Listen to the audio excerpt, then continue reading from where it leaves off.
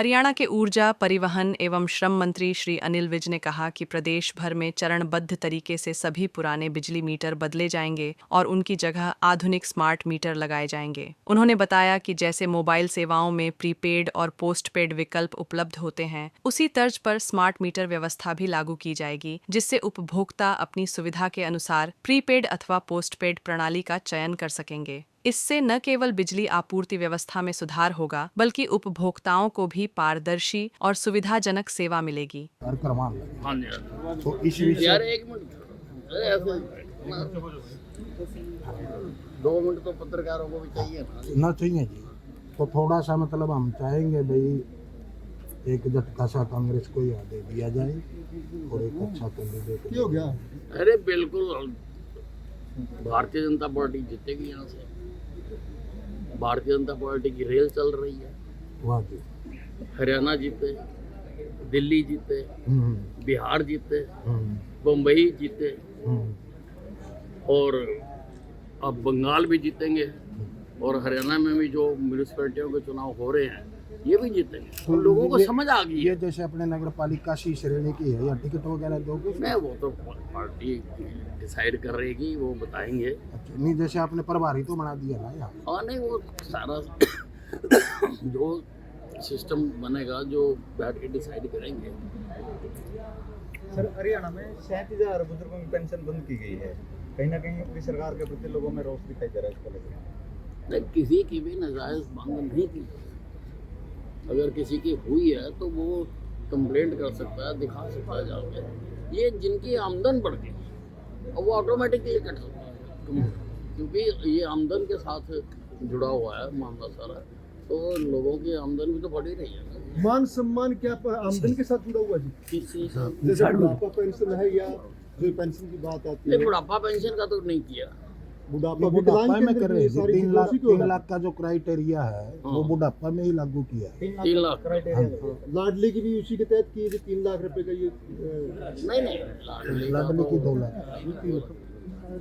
और केंद्र आगे बढ़ेगा तो सारा देश भी आगे बढ़ेगा। ये पूरी तरह से 2047 तक विकसित भारत बनाने के लिए उसकी नींव रखी गई और बुलेट की गति से ये उस अपने लक्ष्य तक पहुंचेगा। जैसे हरियाणा में बुजुर्गों की पेंशन कटने को लेकर अभय सिंह चौटाला ने आज घोषणा की कि 20 तारीख को बजट कर शुरू होगा, जैसे वहीं पर पंचकुला में बड़ा आंदोलन करने की चेतावनी दी है। विपक्ष का अधिकार है, करे वो। आपको नहीं लगता बुढ़ापा जो पेंशन है शुरू किया गया था, हालांकि आप लोग भी अंतिम व्यक्ति तक लाभ देने की बात करते हैं, वहीं पे बुढ़ापा पेंशन जो कट रहा है वो सही या गलत मानते हैं? नहीं, मुझे पता नहीं किसका कटा है। अगर किसी का गलत कटा तो जाके ठीक करा सकता। सर, हिसार का बस अड्डा स्थापित दूसरी जगह ट्रांसफर करने का मामला पिछले कई साल से चल रहा है, तो इस पे क्या चल रहा है, कब तक ये हो पाएगा? हिसार का बस अड्डा नया बनाने के लिए। सर, भूपेंद्र हुड्डा ये कहते हैं किसानों के लिए कुछ नहीं दिया बजट में। इस केंद्र सरकार द्वारा जो बजट दिया गया है किसानों के लिए कुछ नहीं किया। किसानों के लिए तो खूब बोलेंगे हम। अब भूपेंद्र हुड्डा जी देखते तो है नहीं, ना सुनते हैं, क्योंकि बहुत परेशान है। उनकी पार्टी में कोई पूछ नहीं हो रही, इसलिए वो सुने ना बैठ के। किसानों के लिए AI से कैसे बताने के लिए प्रोग्राम बनाया गया है, तो हर चीज़ का, हर क्षेत्र का ध्यान रखा गया। सर, हिसार में बाईपास में गुरु जम्बस यूनिवर्सिटी के सामने महिला कॉलेज है, वहाँ पे लड़कियाँ पढ़ने के लिए दूर दूर से आती हैं, लेकिन वहाँ पे ना बसों की सुविधा नहीं है, हाईवे पड़ता है दोनों, और उनको लगभग 1 किलोमीटर चल के जाना पड़ता है। तो उसको लेकर बड़ी समस्या है। कि अगर है तो मैं स्टॉपेज बनवा दूंगा।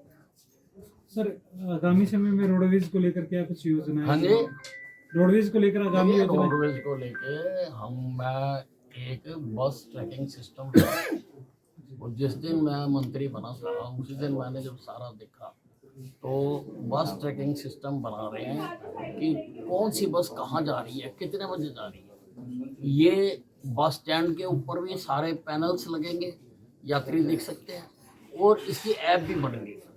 अपने मोबाइल में देख सकते हैं कि भाई मैंने वहाँ जाना, मेरी बस आई है या नहीं आई है। उसके अलावा अपने रूट पे चल रही हैं या नहीं चल रही, बस स्टैंड के अंदर जाती हैं या नहीं जाती, ये सारा सिस्टम हमारा बन के तैयार हो गया। जल्दी वो प्रेजेंटेशन देने के लिए आ रहे हैं मेरे पास, और लगेगा तो इससे बहुत फायदा होगा। बिजली विभाग में सर कुछ बिजली विभाग में तो आप देखो इस गर्मियों में एक दिन भी कट नहीं पाता। सारा कंट्रोल किया है, सिस्टम बनाया है।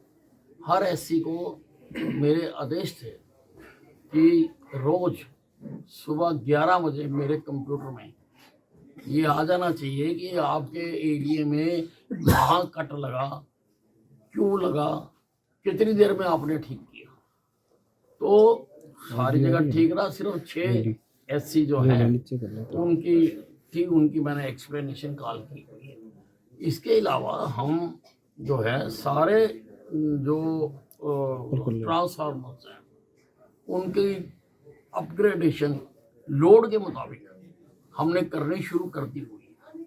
लोड के मुताबिक उसकी अपग्रेडेशन करने के लिए, और जितने भी हमारे ये सब स्टेशन हैं, अब कई जगह ये देखने को आया कि बरसात में उनमें पानी चला गया है इसलिए इलाके की लाइट बंद कर, ये तो जायज़ बात नहीं है। तो मैंने डिपार्टमेंट को कहा कि सारे ऐसे जो लगे हुए हैं सब उनको उठाकर उनको ऊंचा किया जाए, ताकि ये बहुत छोटी सी बात है कि भी पानी आ गया इसलिए सारा इलाका अंधेरे में बैठा रहे। तो इस प्रकार से कई योजनाओं पे हम काम कर रहे हैं। सर केदर में एक नई यूनिट लगाने की बात जी जी बिल्कुल है, और आपको जान के खुशी होगी कि उसके लिए जो कोल है वो आवंटन का उसकी हमें परमिशन आ गई है। तो सबसे पहले तो कोई भी थर्मल लगाना है तो कोल का परमिशन होनी जरूरी होती है, तो इसकी खेदड़ किया गया हमारे पास। एचसीआरसी ने बिजली के रेट बढ़ाने को लेकर भी प्रस्ताव दिया है, तो क्या रेट बढ़ने जा रहे हैं? नहीं अभी कोई ऐसी है। सर रोडवेज विभाग में भी कर्मचारियों की कमी है, रोडवेज विभाग में क्या आगे भर्ती की जाएगी कर्मचारियों की? नहीं ऐसा, सारी हमारी बसें चल रही हैं और ठीक चल रही हैं। हम बसों का बेड़ा बढ़ाने के लिए हम कोशिश कर रहे हैं, और हमारी ये सोच है कि अब हम इलेक्ट्रिक बसें ज़्यादा लाएंगे। योगेश जी के पोल्यूशन का बहुत प्रॉब्लम है और एनसीआर में घुसने नहीं देते, तो वो आपको इस बस में जाए फिर आगे उसमें जाए तो वो नहीं हो सकता, इसलिए हम सारा इलेक्ट्रिक बसेस ला रहे हैं।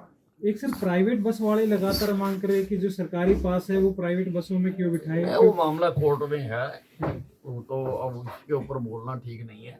ये कोर्ट में गए, अब जो कोर्ट का फैसला आएगा उसके बाद।